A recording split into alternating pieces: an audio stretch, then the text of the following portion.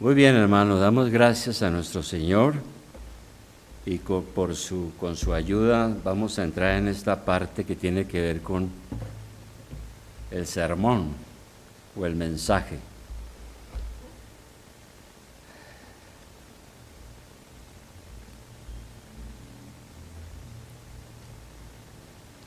Muy bien, hermanos, hoy hemos llegado al final de la segunda carta del apóstol San Pablo y se nos han ido 2 años hablando de esto, ¿no? Claro, han habido algunos meses excepcionales donde hemos enfatizado otros temas. En el próximo mes vamos a hablar de temas relacionados con la reforma protestante. Luego viene noviembre, tal vez hablemos de mayordomía, diciembre, que ya es fin de año, y bueno, pero apenas estamos terminando estos estudios. Y les invito a abrir su Biblia en 2 de Corintios capítulo 13. Y vamos a estar listos ahí para ir mirando. En este pasaje del capítulo 13 de 2 de Corintios, el apóstol cierra su carta avisando una tercera visita a la ciudad de Corinto. Ahora, el objetivo de esa visita que el apóstol Pablo va a hacer a la iglesia, por allá en el año 50 y algo, el objetivo es solucionar los problemas en la iglesia. ¿Verdad? Como los hemos visto. Recordemos que esta era una iglesia que nació en una ciudad supremamente pagana, perversa.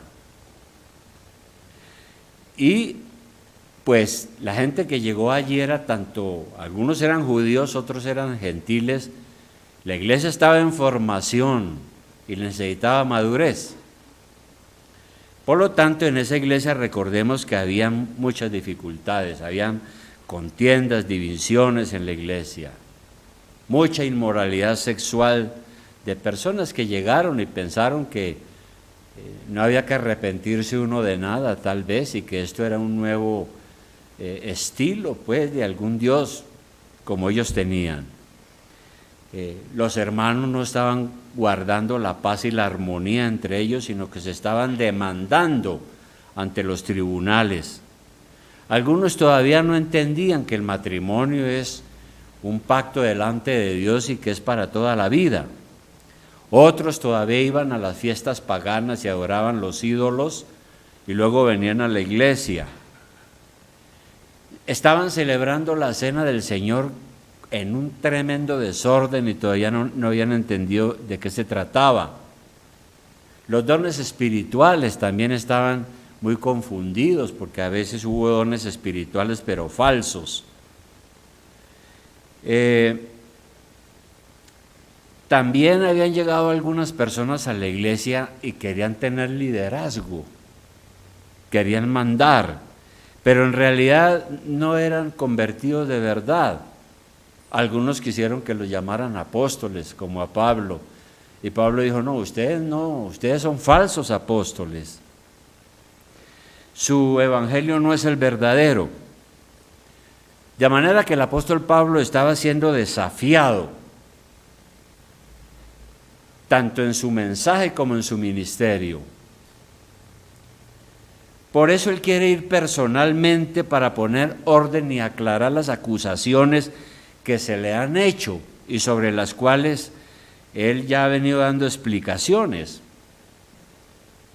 No se pueden dejar cabos sueltos, las cosas hay que resolverlas hasta el final. De manera que él va a visitar la iglesia y anuncia aquí en este capítulo 13 de 2 de Corintios esa visita. Y aquí él deja claro algunas situaciones sobre su propósito de la visita. Él quiere ir a la iglesia buscando un debido proceso eclesiástico.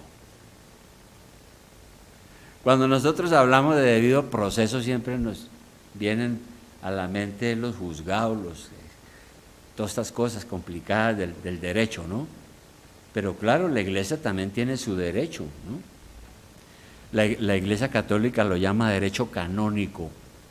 Nosotros no llamamos canónico el derecho aquí, sino es el orden de la iglesia. Y sí hay un derecho eclesiástico, una forma de juzgar las cosas dentro de la iglesia. Entonces Pablo dice que va a ir a eso en primer lugar. Leamos el versículo 1 del capítulo 13. Esta es la tercera vez que voy a vosotros. Por boca de 2 o 3 testigos se decidirá todo asunto. Porque a Pablo lo estaban juzgando tal vez este no es verdadero apóstol, ni es un verdadero predicador. Entonces él quiere ante 2 o 3 testigos solucionar este asunto de las calumnias. Y él habla aquí de algo que lo vincula con una normatividad que había desde el Antiguo Testamento. En Deuteronomio 19:15, vamos a leer primeramente.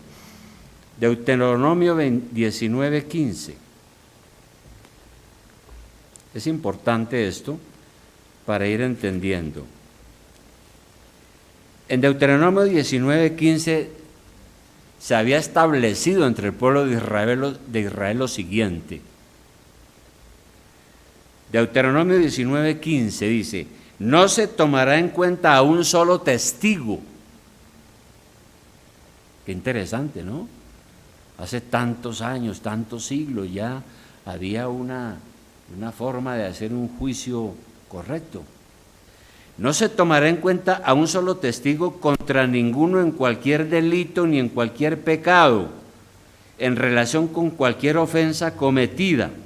Solo por el testimonio de 2 o 3 testigos se mantendrá la acusación. Y probablemente Pablo estaba pensando en eso, él era judío.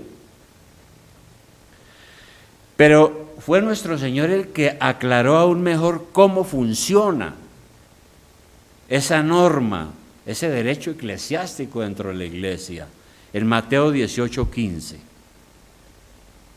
Mateo 18:15, que tiene relación con lo mismo. Mateo 18:15. Dice ahí lo siguiente.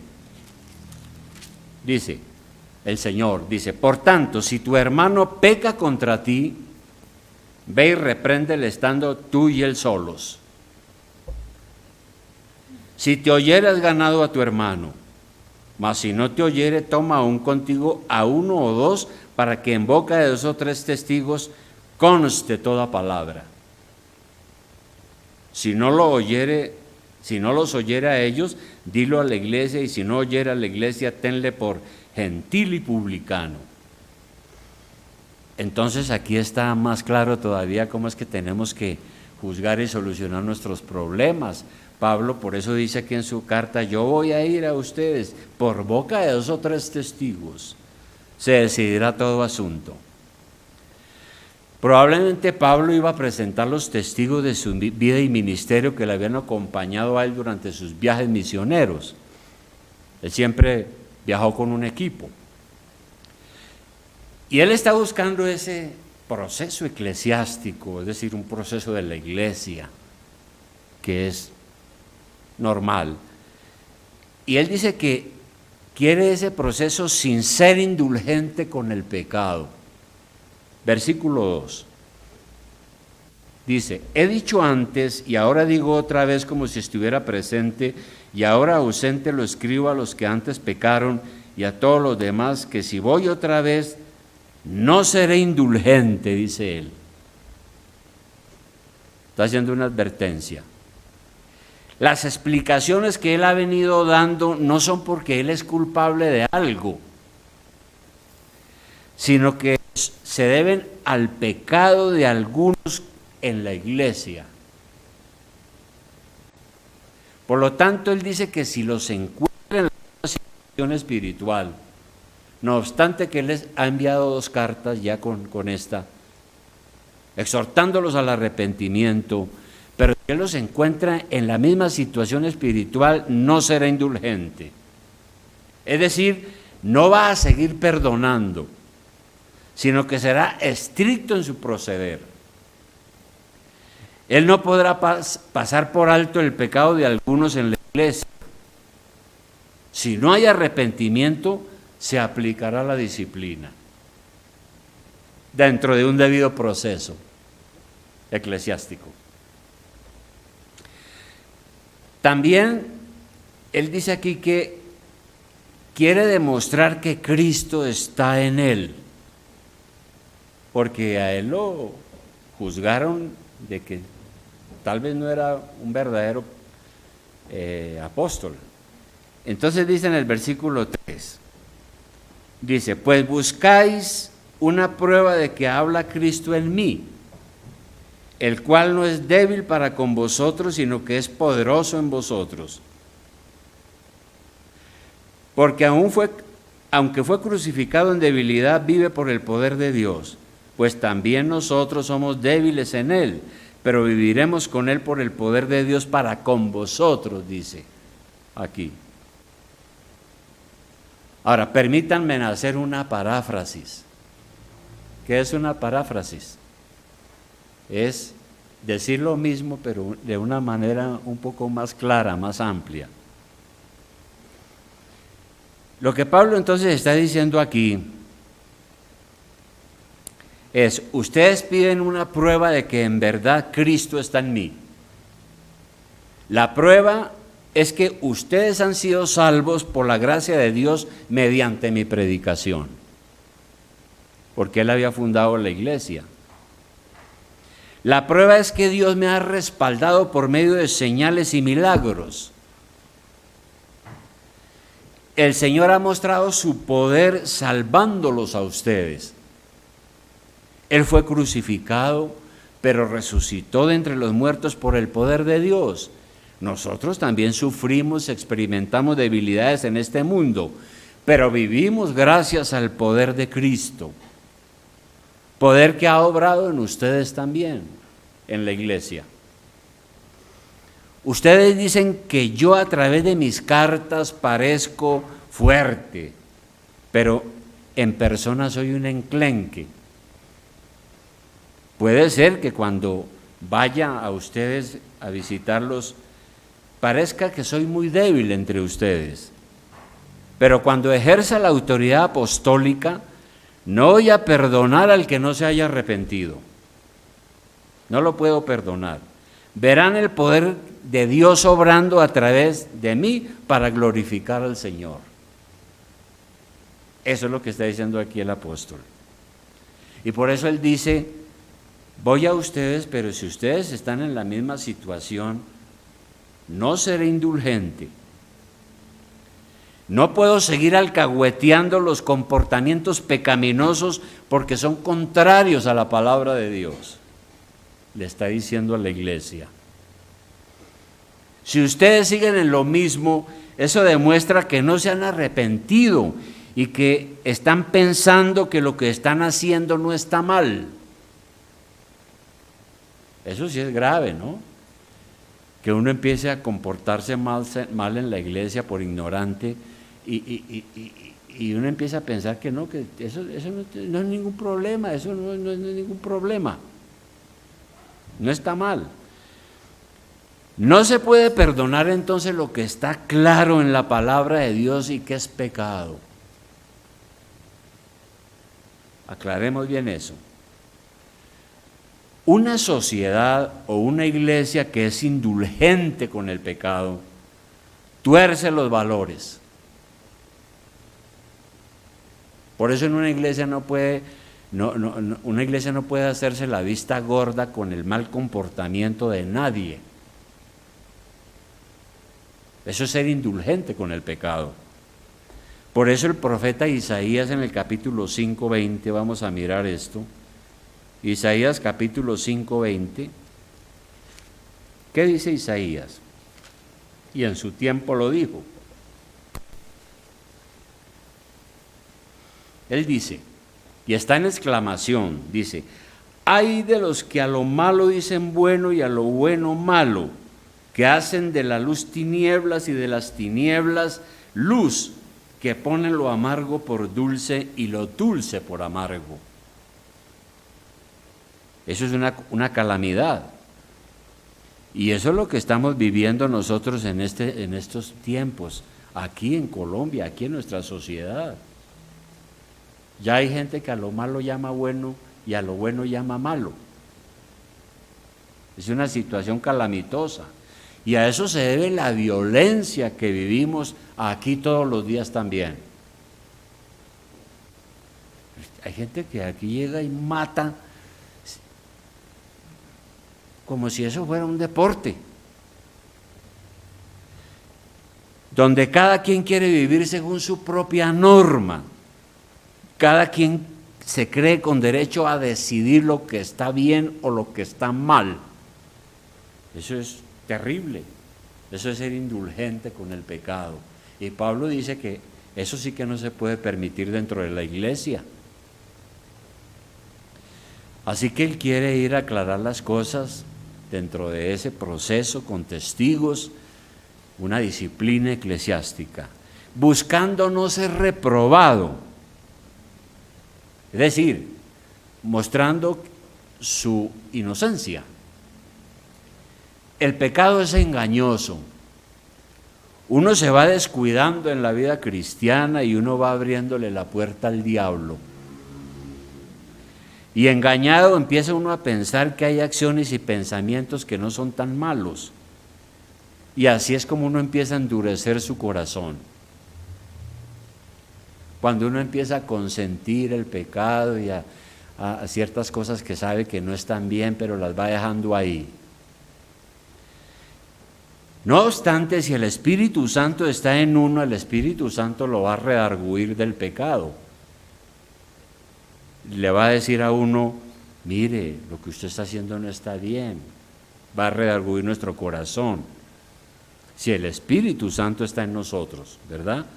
Va a iluminar nuestra conciencia para que reaccionemos. Pero uno tiene que ser honesto y de buen corazón, porque si no le ponemos atención vamos a quedar entonces en una situación triste de esterilidad espiritual. Hay otro versículo sobre eso que está en Primera de Juan 3:19. Primera de Juan 3:19. El apóstol Juan dice algo interesante aquí, Primera de Juan 3:19. Está relacionado con lo que acabo de decir. Dice, y en esto conocemos que somos de la verdad. Dice él. En esto conocemos que somos de la verdad y aseguraremos nuestro corazón delante de Él, o sea, delante de Dios. Pues si nuestro corazón nos reprende, mayor que nuestro corazón es Dios y Él sabe todas las cosas. Amados, si nuestro corazón no nos reprende, confianza tenemos en Dios. Entonces el verdadero cristiano, cuando hace lo malo, sabe que ha hecho lo malo. Y no puede tener paz. Y el Señor nos habla el corazón para que nos arrepintamos y tenemos que hacerlo para poder tener tranquilidad y confianza en Dios, para no ser reprobados por el Señor. Para eso es necesario un autoexamen serio. Ahora leamos el versículo 5 de capítulo 13 donde estamos. Sigue diciendo el apóstol. Examinaos a vosotros mismos si estáis en la fe. Probaos a vosotros mismos. ¿O no conocéis a vosotros mismos que Jesucristo está en vosotros, a menos que estéis reprobados? Está diciendo aquí Pablo. La palabra de Dios dice, la epístola a los Hebreos dice que nosotros tenemos que cuidar nuestra salvación. Y aquí está diciendo que tenemos que probarnos a nosotros mismos, a ver cómo está nuestro corazón. ¿Cómo se prueba uno mismo? ¿Cómo se prueba uno mismo? Es sencillo. Haga una prueba de su propia vida. Haga una prueba. Pregúntese usted mismo, ¿cómo me he venido comportando como cristiano? Teniendo en cuenta las enseñanzas del Señor sobre lo que debe ser un discípulo. ¿Cómo me he venido yo comportando como cristiano? ¿Cómo está mi fe con respecto al futuro? ¿Y qué tanta confianza tengo en las promesas de Dios? Hágase esa pregunta. ¿Cómo es mi vida de oración? Hágase esa pregunta. ¿Cómo es mi vida de oración? ¿Leo la palabra todos los días para nutrirme espiritualmente? ¿Cómo estoy respondiendo ante los conflictos que se me presentan a diario? Cuando soy tentado a pecar, ¿cómo reacciono? ¿Me dejo llevar o soy firme? Y lucho contra la tentación. ¿Cómo soy como padre? ¿Cómo soy como madre? ¿Cómo soy como esposo o esposa? ¿Cómo soy como miembro de la iglesia? Entonces, cada uno podemos elaborar nuestra propia prueba y aplicárnosla rigurosamente. Y si no pasamos la prueba, tenemos que pedir perdón al Señor y clamar a Él y esforzarnos para abandonar todo aquello que no nos sirve. Porque estamos buscando no ser reprobados por el Señor. Entonces, haga un inventario de su propia vida. No estemos pensando, es que yo soy un gran cristiano, yo soy, es decir, poquitos como yo. No, hermano. Tenemos que examinar nuestro corazón, que es lo que está proponiendo aquí el apóstol. Y es un examen de ambas partes, ¿no? Versículo 6. ¿Qué sigue diciendo? Pablo dice en el 5, examinaos a vosotros mismos si estáis en la fe. O sea, si son cristianos de verdad o no. Pruébense. Y el 6 dice, mas espero que conoceréis que nosotros no estamos reprobados.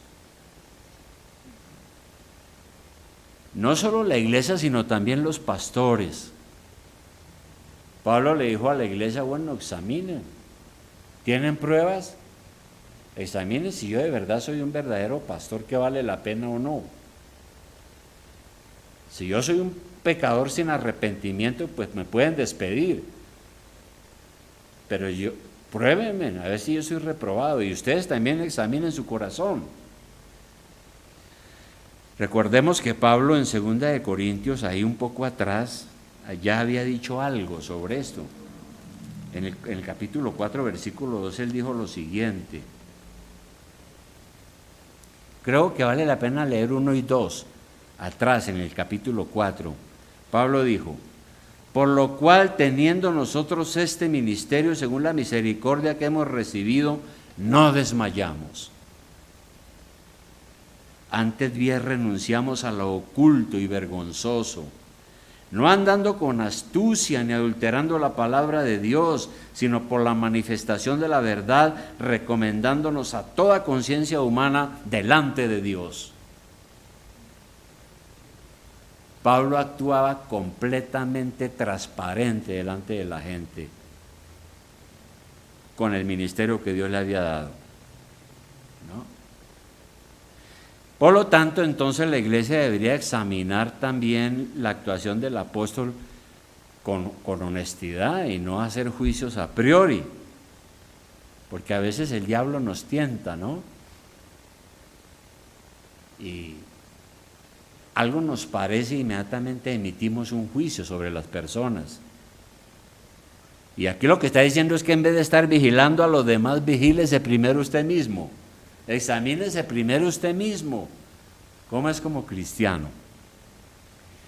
Y un tercer aspecto que menciona él aquí es que todo eso es buscando lo mejor para la iglesia.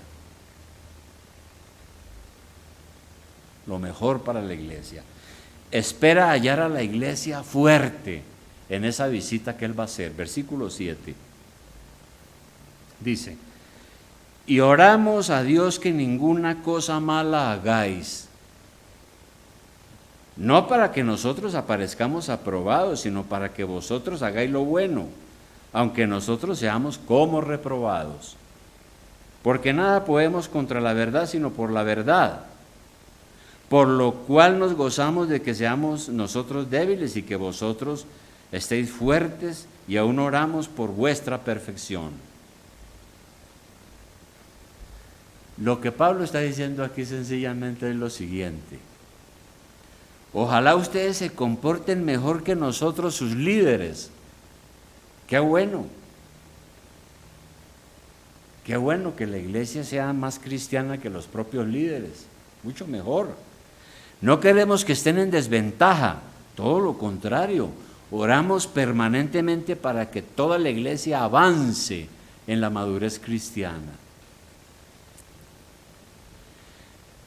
Y entonces dice Pablo que él espera hallar a la iglesia fuerte para no usar de severidad.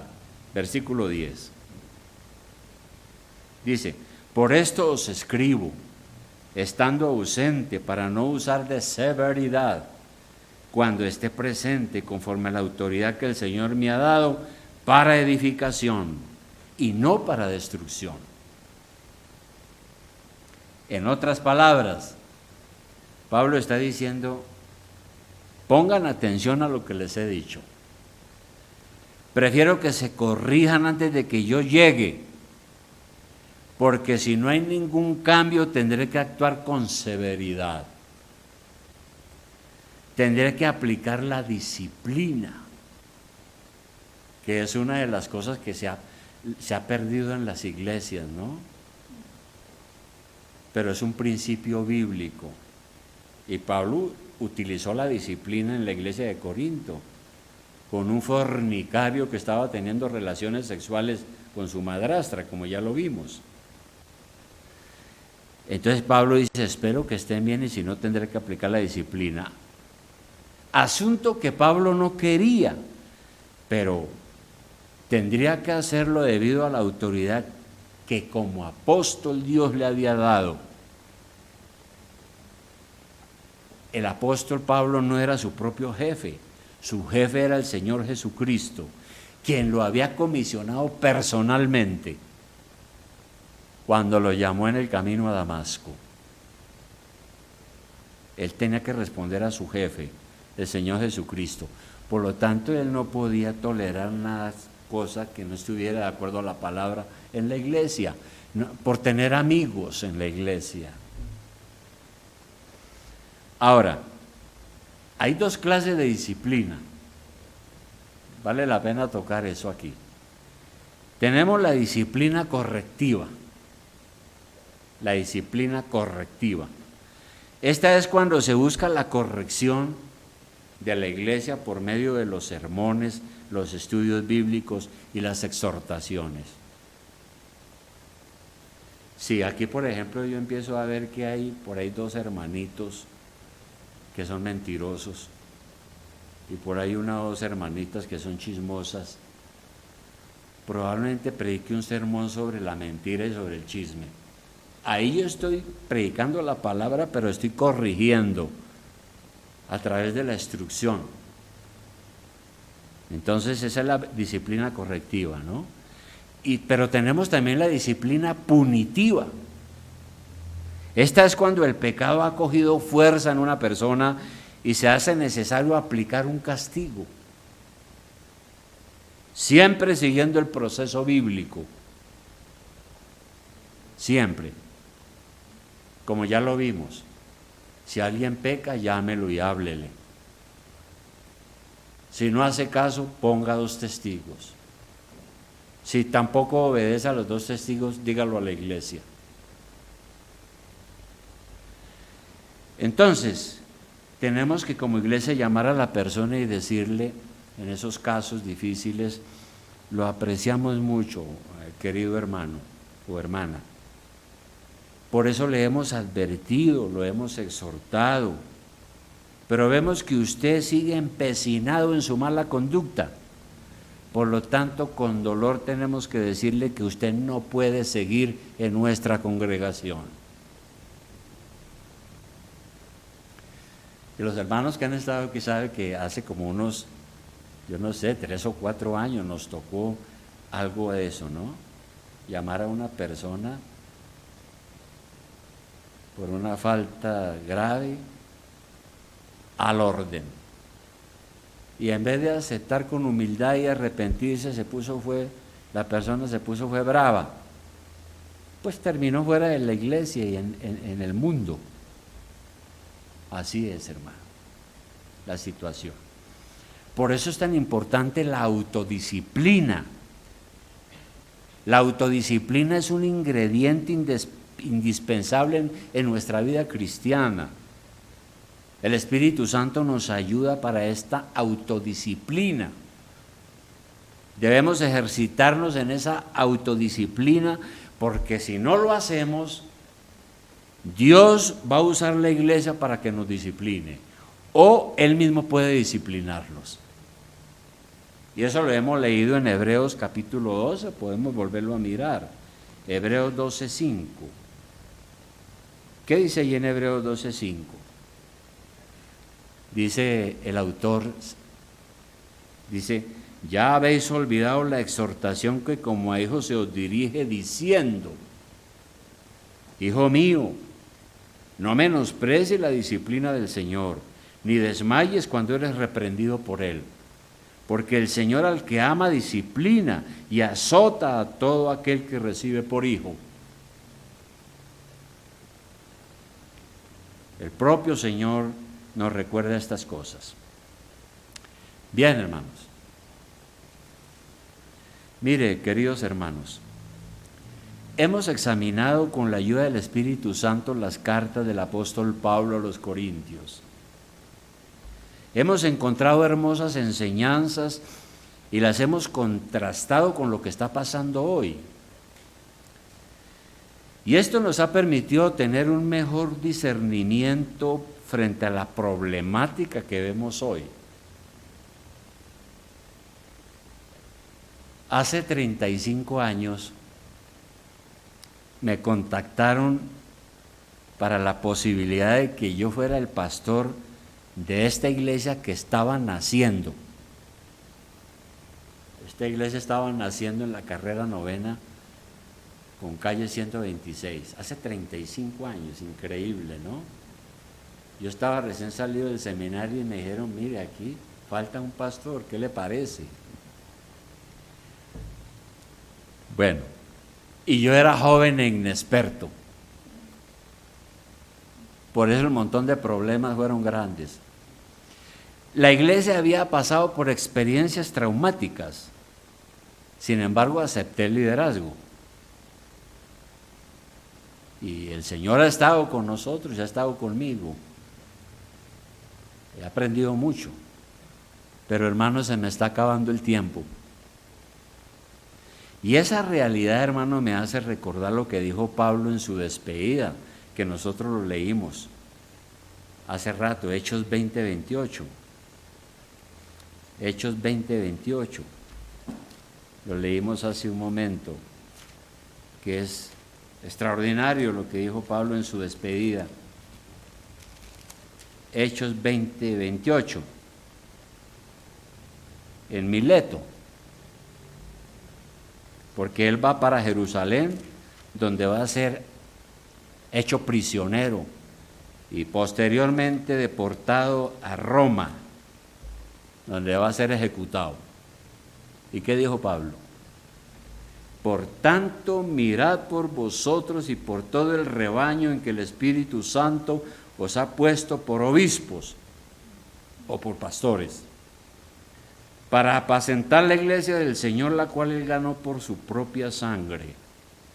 Y dice Pablo, porque yo sé que después de mi partida entrarán en medio de vosotros lobos rapaces, que no perdonarán al rebaño, y de vosotros mismos se levantarán hombres que hablen cosas perversas para arrastrar tras sí a los discípulos. Por tanto, velad acordándoos que por 3 años de noche y de día no he cesado de amonestar con lágrimas a cada uno. Y sigue hablando. Y fue llevado a Roma y lo decapitaron, dice la tradición. Le cortaron la cabeza. Pero el evangelio se extendió por todo el imperio. Hermanos, ¿sabe de qué depende que una iglesia permanezca en el tiempo? ¿Sabe de qué depende que una iglesia permanezca? Depende de sus miembros. Es decir, depende de usted. Si es una iglesia madura en la fe, con conocimiento de la palabra, con un liderazgo fuerte, una iglesia unida en el amor de Jesucristo, no una iglesia llena de problemas como Corinto sin superar. Si es una iglesia así, va a ser una iglesia que cumplirá el propósito de Dios. Hay iglesias que se han acabado, ¿no? Se agarraron entre ellos a pelear y después terminaron acabando con la iglesia y el diablo ahí feliz. Pero eso sí es una cosa casi muy triste y además miserable. De manera que todo depende de usted como miembro de la iglesia, que la iglesia permanezca poderosa, fuerte y dé un testimonio de esta ciudad. ¿Y saben qué pasará al final con usted? Segunda de Timoteo 4:8. Segunda de Timoteo 4:8.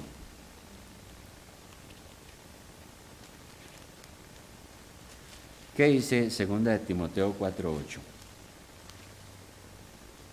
Dice lo siguiente Pablo. Podemos leer el 7. He peleado la buena batalla, he acabado la carrera, he guardado la fe.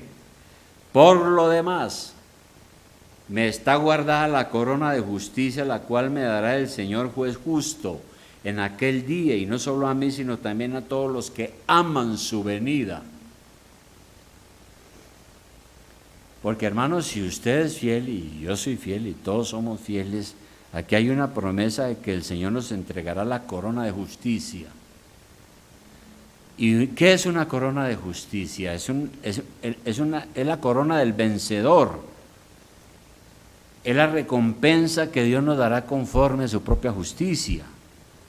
Pero es para los que pelean la buena batalla, los que corren la carrera y guardan la fe. Dios ha prometido darles corona, darnos corona, algo que tendremos, el nuevo y la tierra nueva, que es lo que tendremos al final de los tiempos,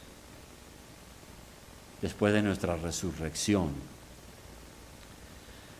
Así que hermanos, se da cuenta lo importante que en la iglesia es practicar el amor de Jesucristo, la unidad, el respeto y la disciplina también. ¿Se dan cuenta lo importante?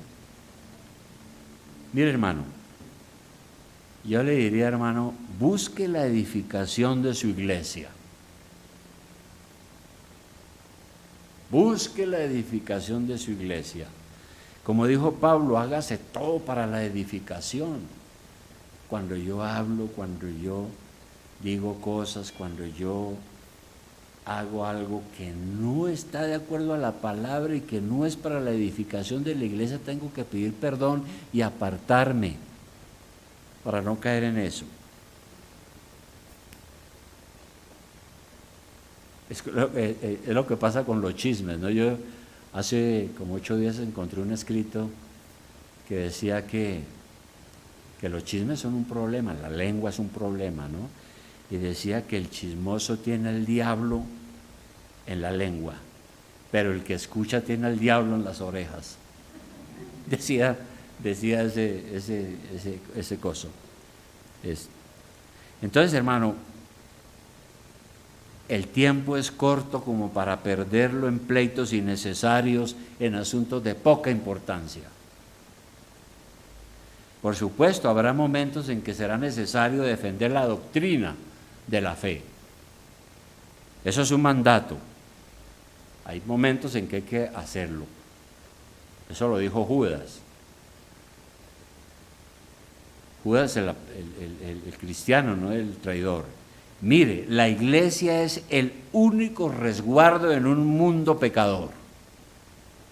¿Y qué es un resguardo? Pues es un lugar donde yo estoy protegido, resguardado, seguro. La iglesia es el único resguardo en medio de este mundo pecador. De manera, hermanos, que la despedida del apóstol de Jesucristo, ahora al final aquí en el versículo 19, nos sirve de exhortación final. ¿Qué dice en el versículo 19?